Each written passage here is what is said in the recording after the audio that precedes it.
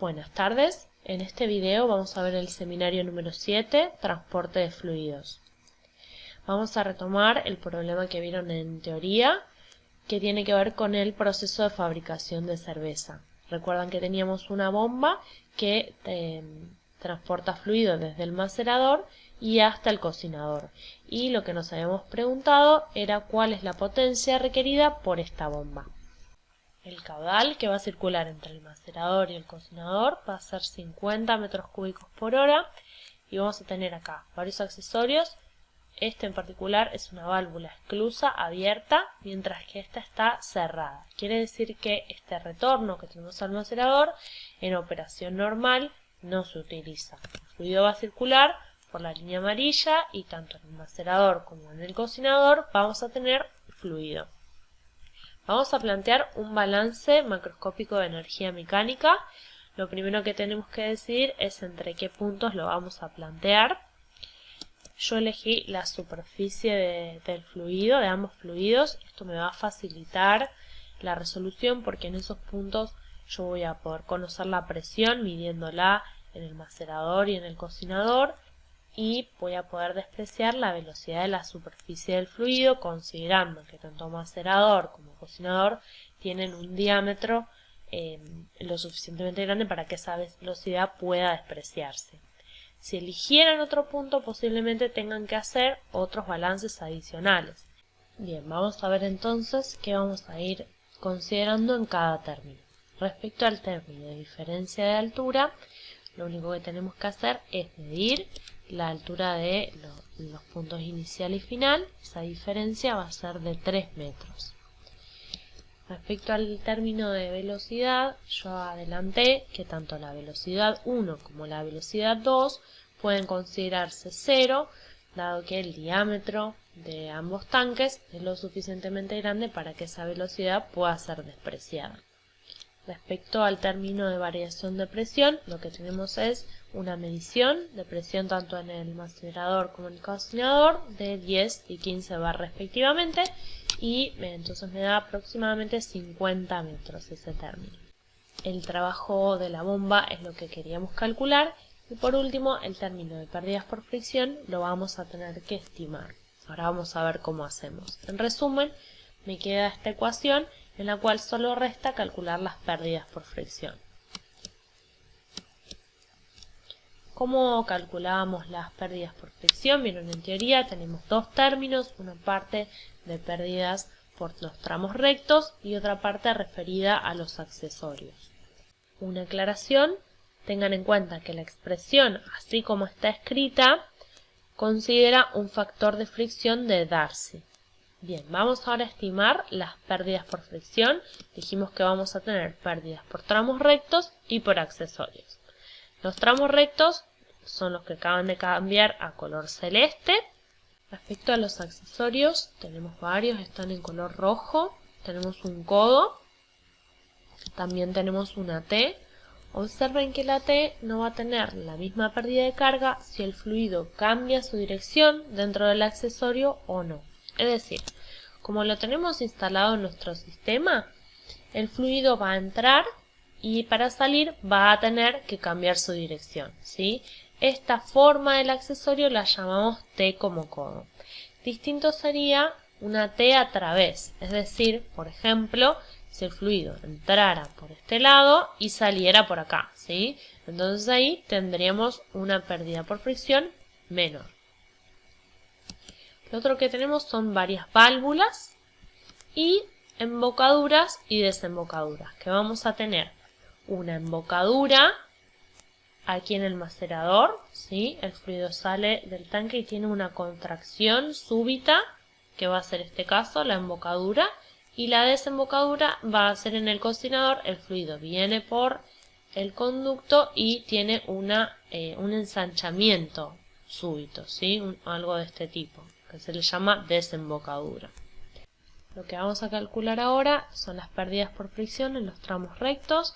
Utilizando esta expresión voy a necesitar conocer la velocidad dentro del conducto. La velocidad media la voy a calcular como caudal dividido sección. El caudal ya era dato del problema, eran 50 metros cúbicos por hora, y respecto a la sección, es una sección circular de un caño de acero comercial de cédula 40 de diámetro nominal 4 pulgadas. Tengan en cuenta que para calcular la sección debemos utilizar el diámetro interno. Entonces, en el apéndice del FUST, entrando con 4 pulgadas de diámetro nominal, pude obtener cuál es el diámetro interno de este conducto. Y con esto calcular la velocidad. Con esto ya estoy en condiciones de calcular el Reynolds que me ha dado dentro de la zona de régimen turbulento. También necesito la rugosidad para entrar en las correlaciones del factor de fricción. La rugosidad va a ser la del acero comercial. La puedo obtener de este gráfico. Fíjense que tenemos acá una recta para acero comercial. Voy a entrar con el diámetro interno del conducto, corto con la curva del acero comercial y leo acá la rugosidad relativa. También se puede hacer en forma analítica y da un resultado muy similar. Entrando entonces en una correlación, pueden usar varias, en este caso yo usé el diagrama de Moody, entré con el Reynolds, voy a cortar en la curva de rugosidad relativa y leo en el eje de las ordenadas el factor de fricción que va a ser el de Darcy, recuerden. También puedo utilizar en lugar del diagrama la ecuación de Moody. Observen que el resultado en el factor de fricción es muy similar. Lo que facilita tener la expresión es que la puedo poner directamente en MATCAD para hacer los cálculos sin necesidad de entrar en el diagrama. Reemplazando todos los datos en la expresión y considerando la longitud de los tramos rectos, fíjense que fui sumando todos los tramos rectos que tenía en el sistema, voy a obtener una pérdida por fricción en tramos rectos de 0,28 metros. Nos falta ahora calcular las pérdidas por fricción de los accesorios. Vimos en teoría dos métodos para estimar estas pérdidas. Uno era el método de las 2K, que tenía en cuenta tanto el diámetro del accesorio como también el régimen de flujo, mientras que el método de las longitudes equivalentes no tenía en cuenta el tamaño del accesorio, pero sí el régimen. Como ejemplo voy a utilizar los dos métodos, pero tengan en cuenta que siempre que puedan utilizar el método de las 2K va a ser más exacto. Dentro del material complementario en el campus van a encontrar el método de las 2K de William Hooper. Fíjense que acá está la expresión que ya viene en teoría, que tiene en cuenta una K1, el número de Reynolds, la K infinito y D, que es el diámetro interno del accesorio. Fíjense que más abajo van a encontrar una tabla en la cual van a tener tabulado para distintos accesorios los valores de K1 y K infinito. Por ejemplo, en nuestro ejemplo teníamos un codo, fíjense que acá tienen codos, T's y distintas válvulas. Teníamos un codo a 90 grados, fíjense que lo tienen enroscado o soldado. En nuestro caso lo vamos a tomar soldado. También teníamos una T, está usada como codo, ven que está la T como codo y la T a través. También la vamos a tomar estándar, soldada sería esta de acá. Y por último teníamos las válvulas. Acá, si ven, tiene la válvula con puerta completamente abierta. Para el caso particular de embocaduras o desembocaduras, el método de las 2K tiene esta otra expresión, que fíjense que sé que no tiene el término del diámetro del accesorio, y recomienda distintos valores de K1 y de K infinito para entradas, que serían embocaduras, y salidas, que serían desembocaduras. En esta tabla pueden ver volcada toda la información que sacamos de las tablas del método de las 2K y calculado el K para cada uno de los accesorios del ejemplo. Para el caso del método de las longitudes equivalentes también van a encontrar en el material complementario el apéndice C del FUST, donde tenemos una tabla con la longitud equivalente, es decir, el L sobre D de distintos accesorios. Fíjense que nosotros tenemos que buscar, tenemos primero válvulas, tenemos que buscar una válvula con puerta, va a ser, en este caso, la válvula con puerta convencional totalmente abierta, y después tenemos que buscar un codo convencional de 90 grados, y una T con flujo ramificado. para ensanchamientos y contracciones súbitas vamos a tener este gráfico. Fíjense que la curva de abajo es para contracciones súbitas, mientras que la de arriba es para ensanchamientos. Y vamos a entrar con la relación entre diámetro 1 y diámetro 2, que está dibujado acá, cuál es en cada caso. Vamos a cortar con la curva y vamos a leer un coeficiente de resistencia K. En nuestro caso tenemos una embocadura que va a ser una contracción súbita en la cual el diámetro 2 es mucho mayor que el diámetro 1. Por eso esta relación de 1 sobre de 2 va a ser prácticamente 0 y nuestro coeficiente de resistencia va a ser 0,5. De la misma manera para el ensanchamiento, es decir, para la entrada al cocinador, vamos a tener un coeficiente de resistencia de 1. ¿Cómo podemos hacer si quisiéramos pasar de coeficiente de resistencia a longitud equivalente? Tenemos este nomograma. ¿Cómo vamos a usar el nomograma? Vamos a entrar con el diámetro interno del tubo, que eran 4,01 pulgadas, y vamos a cortar con el K que obtuvimos. En el caso de la contracción era 0,5. ¿sí? Y vamos a leer en este eje de acá la longitud equivalente, que en este caso va a ser 30. Si fuese para el ensanchamiento, deberíamos leer acá en 1 y sería 60. Además, esta otra parte del gráfico nos va a servir para, teniendo la longitud equivalente, que vimos acá que era 30, obtener para distintos diámetros cuál es la longitud. Es tan simple como multiplicarlo por el diámetro, pero si quisiéramos podemos utilizarlo. Marcamos el diámetro interno, que eran 4 pulgadas, y unimos la longitud equivalente con el diámetro interno. El punto donde esa recta corta este otro eje va a ser la longitud. Acá pueden ver ya volcado en la tabla todos los valores de longitudes equivalentes para cada accesorio. Ahora lo que nos resta hacer es sumar todas estas contribuciones en cada caso en la expresión correspondiente y obtenemos las pérdidas por fricción por ambos métodos. Si observan, la diferencia es de un 22% entre los dos métodos. Ya tenemos entonces las pérdidas por fricción tanto por tramos rectos como por accesorios y el total es 0,71 metros. Volviendo a la expresión del inicio, ya podemos calcular el término de trabajo de la bomba y con ese valor y el caudal que circula en el sistema y la densidad del fluido podemos estimar la potencia necesaria de la bomba. Entonces, al problema que teníamos inicialmente, que era determinar la potencia requerida por la bomba para transportar el fluido del macerador al cocinador, ya podemos responder que la potencia requerida es casi 7500 watts. Ahora vamos a ver una segunda parte de este problema. Aparentemente por un error operativo, durante un turno de 8 horas, la válvula 1, que es esta de acá, la del retorno al macerador, quedó abierta y se fue perdiendo caudal hacia el macerador. Y pregunta, ¿cómo afectará eso a la operación y cuánta producción se ha perdido? Sabemos que la cañería de retorno al macerador, esta que tenemos acá, es de acero comercial de 1 pulgada, de cédula 40. Es bastante más chica que la cañería principal del problema anterior, esta de acá, que era de 4 pulgadas. La longitud es 1 metro y la válvula es una válvula esclusa y ha quedado 3/4 abierta. Los accesorios que vamos a tener que tener en cuenta en este tramo van a ser la T como codo, una reducción entre 4 pulgadas y 1 pulgada, la válvula 3/4 abierta y la desembocadura en el macerador.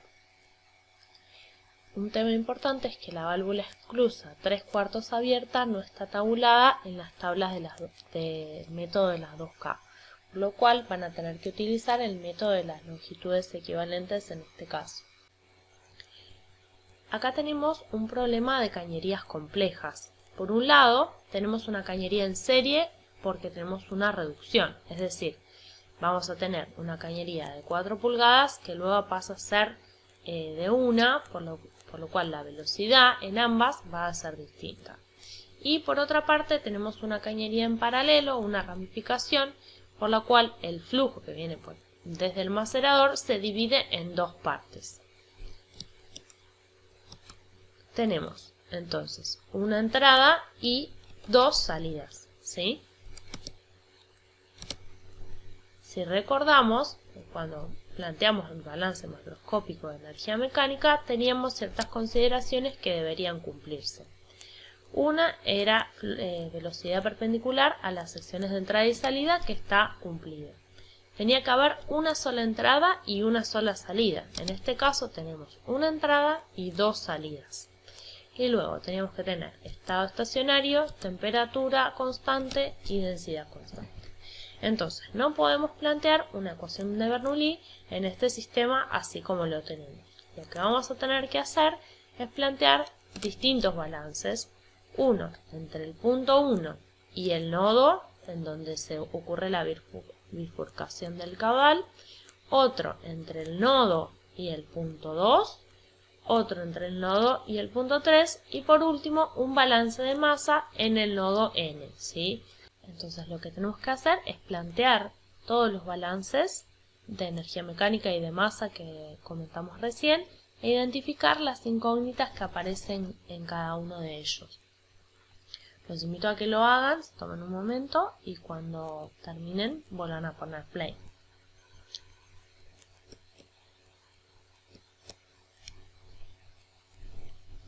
En el balance entre el punto 1 y el nodo N, fíjense que les aparece como incógnita la velocidad entre el punto 1 y el nodo, tanto en el término de pérdidas por fricción, en tramos rectos y en cañerías, como también en el término de velocidad.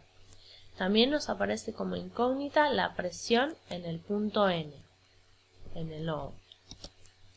En el balance entre el nodo y 2, nos va a aparecer como incógnita la velocidad en ese tramo, nuevamente en los términos de pérdidas por fricción, así como en el de velocidad. Y también nos vuelve a aparecer como incógnita la presión en el nodo N.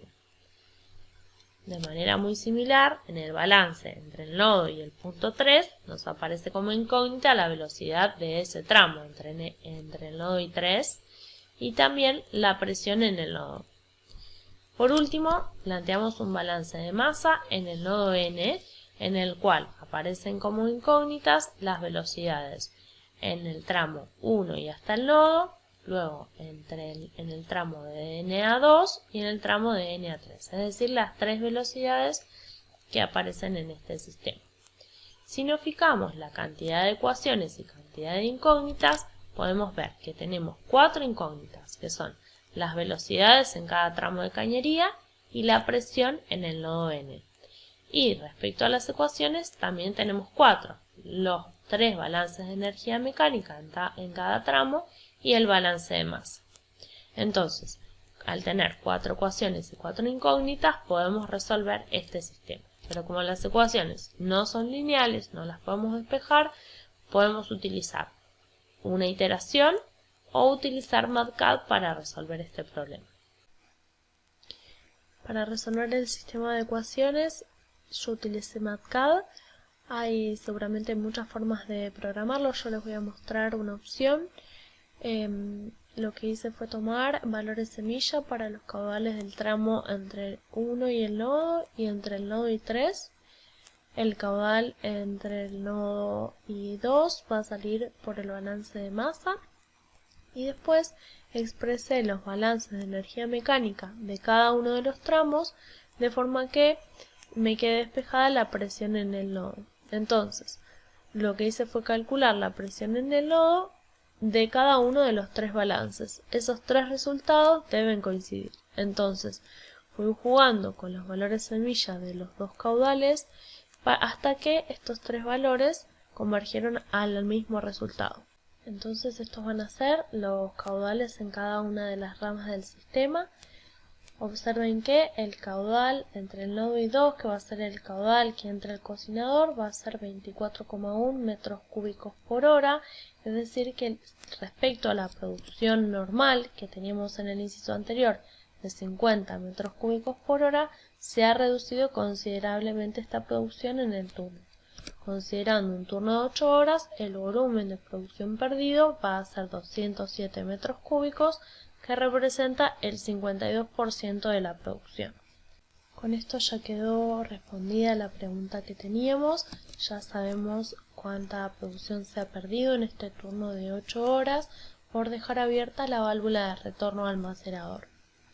Esto fue todo, nos encontramos en la clase de seminario para resolver las dudas que les hayan ido surgiendo. Recuerden que pueden adelantarlas a través del campus. Muchas gracias.